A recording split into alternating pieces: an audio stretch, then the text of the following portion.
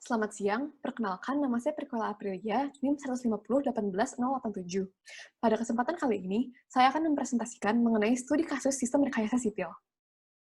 Saya akan menggunakan PowerPoint untuk mempermudah presentasi. Baik, mari kita mulai. Studi kasus yang pertama adalah studi kasus inventory model.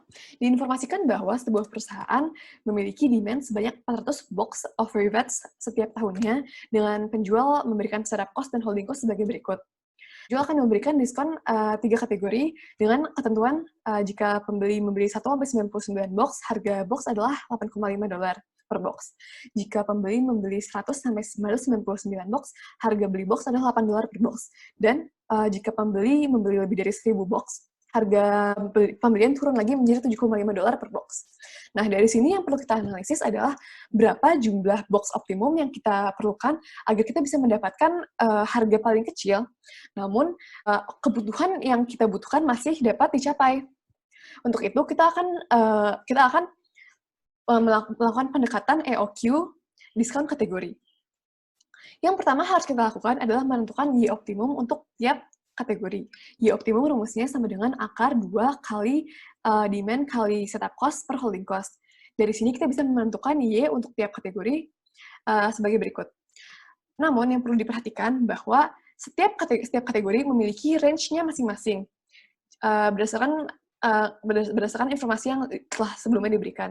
Sehingga kita bisa melihat bahwa Y1 190 unit merupakan invisible, tidak sesuai, tidak mencukupi ketentuan kita.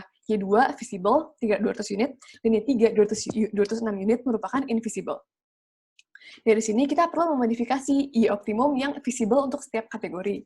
Y1 yang visible merupakan 99 unit, Y2 telah visible tadi, jadi tetap 200 unit, dan yang 3 diubah menjadi 1000 unit. Dari sini, kita bisa menghitung total cost unit setiap kategori. Total cost merupakan penjumlahan dari harga unit barang ditambah setup cost ditambah holding cost, yang menghasilkan nilai sebagai berikut dan akan digambarkan dalam grafik kira-kira seperti ini. Dari grafik ini kita bisa menentukan bahwa TCU yang visible dan yang paling minimum adalah $3.520, yaitu dalam pembelian 200 unit barang. Namun, kita juga bisa menganalisis menggunakan pendekatan lainnya, yaitu jika kita tidak menggambar grafik, kita bisa menentukan dari mengetahui di mana zona price break berada. Yang perlu kita ketahui adalah nilai Q. Kita tidak perlu menganalisis kategori diskon pertama. Mengapa? Karena kita sudah tahu bahwa kategori diskon kedua visible dan hasilnya pasti lebih kecil dari kategori diskon pertama. Maka kita hanya perlu menganalisis kategori diskon kedua dan ketiga. Mana yang kira-kira akan menghasilkan TCO paling minimum. Dari persamaan ini kita dapat menentukan nilai Q yaitu 605. Sampai akhirnya kita bisa mengetahui bahwa price break berada di zona ketiga. Maka Y sama dengan YM2, yaitu 200 unit, dengan TCO sebesar $3.500, sesuai dengan grafik yang sebelumnya telah kita gambar. Maka dengan mengetahui bahwa jumlah optimum pemesanan adalah 200, kita dapat menentukan bahwa dalam 1 tahun, kita perlu melakukan 2 kali pesanan dengan jumlah interval lama pesanan 6 bulan. Studi kasus yang kedua adalah mengenai queuing model atau model antrian.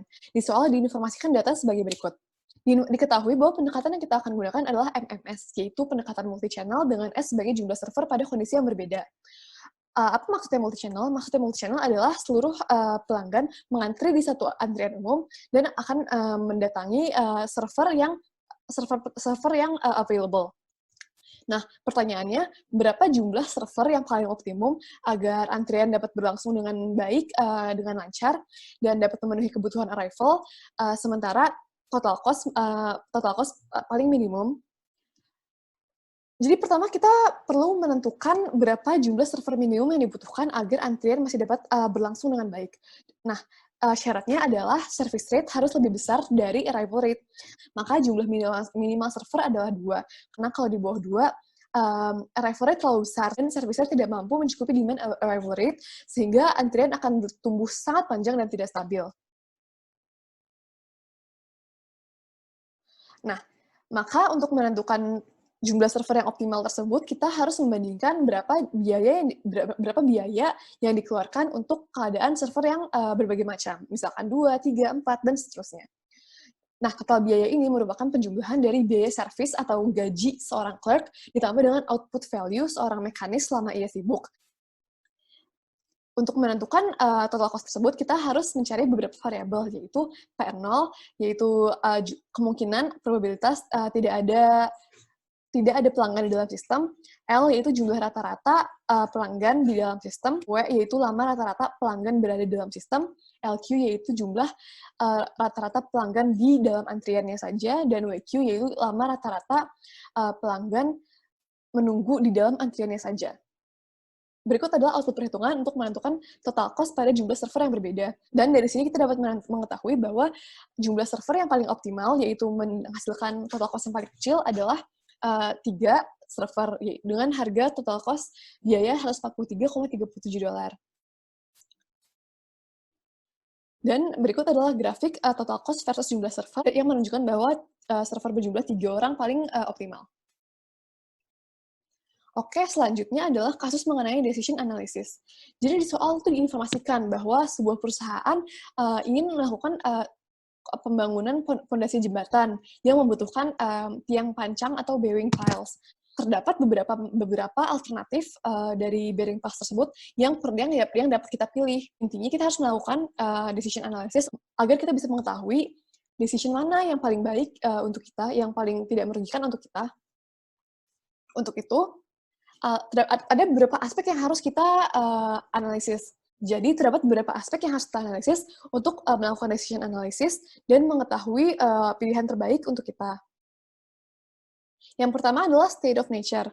Di soal diinformasikan bahwa terdapat 2 kemungkinan state of nature, yaitu jika kedalaman strata 35-40 feet yang membutuhkan bearing piles sepanjang 40 feet, dan yang kedua, kemungkinan kedalaman 40-50 feet yang membutuhkan bearing piles sepanjang 50 feet, dan masing-masing kemungkinan adalah 0,5. Nah, dari state of nature ini, kita memiliki alternatif untuk melakukan atau tidak melakukan tes sebagai berikut. Yang pertama, kita tidak melakukan tes sama sekali. Yang kedua, kita melakukan tes untuk mengetahui kedalaman, yaitu imperfect seismic test, yang tidak sempurna. Jadi masih ada kemungkinan kedalaman yang kita dapatkan itu tidak sesuai yang aslinya. Dan yang ketiga, perfect boring test, di mana kita pasti langsung mendapatkan kedalaman aktual. Kemudian ada juga alternatif pemesanan, yaitu apakah kita mau memesan 10 beton sepanjang 40 feet seharga $3.200. Yang kedua, apakah kita mau melakukan pemesanan 10 beton sepanjang 50 feet, atau yang terakhir kita mau melakukan pemesanan baja sepanjang 50 feet dengan harga yang tertera sebagai berikut. Oke, jadi untuk melakukan decision analysis, yang pertama kali harus kita lakukan adalah membuat decision tree. Decision tree merupakan percabangan di mana kita melistkan seluruh alternatif dan seluruh kemungkinan yang kita bisa lakukan. Dari sini kita akan memperhitungkan seluruh payoff atau jumlah biaya yang kita butuhkan untuk setiap keadaan dan juga menentukan probabilitasnya. Menggunakan decision tree ini, baru kita akan mengeliminasi kemungkinan-kemungkinan yang lebih buruk dan akan memilih satu pilihan. Berikut adalah payoff matrix untuk total cost masing-masing tes, dan juga payoff matrix untuk opportunity cost masing-masing tes, atau opportunity yang akan hilang jika kita tidak memilih alternatif tersebut. Nah, selanjutnya kita harus menghitung posterior probabilities agar kita dapat menganalisa expected value-nya. Kita bisa menggunakan Bayes theorem dengan sebagai berikut. Untuk penjelasan yang lebih mendalam terdapat pada laporan di Word. Dari hasil itu, baru akhirnya kita bisa melakukan decision analysis. Jadi kita membaca decision tree itu dari belakang. Nah, kita harus menentukan dulu decision pertama, alternatif pesanan mana yang akan kita pilih. Setelah kita mengeliminasi kemungkinan yang lebih mahal dan menentukan pilihan-pilihan yang terbaik, kita baru menentukan first decision. Yang kedua, baru kita melakukan final decision, yaitu di mana kita menganalisis kembali probabilities dan juga biaya untuk mendapatkan expected value, dan expected value yang terkecil ternyata adalah seismic testing sebesar $4.930. Dari decision analysis ini, kita mendapatkan bahwa biaya yang paling minimum adalah seismic testing, sehingga disarankan untuk melakukan seismic testing. Jika hasil tes mengindikasi kedalaman 35-40 feet, pilih alternatif A, yaitu order 40 feet beton. Jika hasil tes mengindikasi kedalaman 40-50 feet, pilih alternatif B, yaitu memesan 50 feet beton. Tadi merupakan presentasi dan analisis saya untuk studi kasus yang telah diberikan. Penjelasan yang lebih lengkap dan lebih mendalam terlampir pada laporan di Word dan juga perhitungan di Excel. Sekian presentasi saya, semoga sesuai dengan harapan. Terima kasih atas perhatiannya.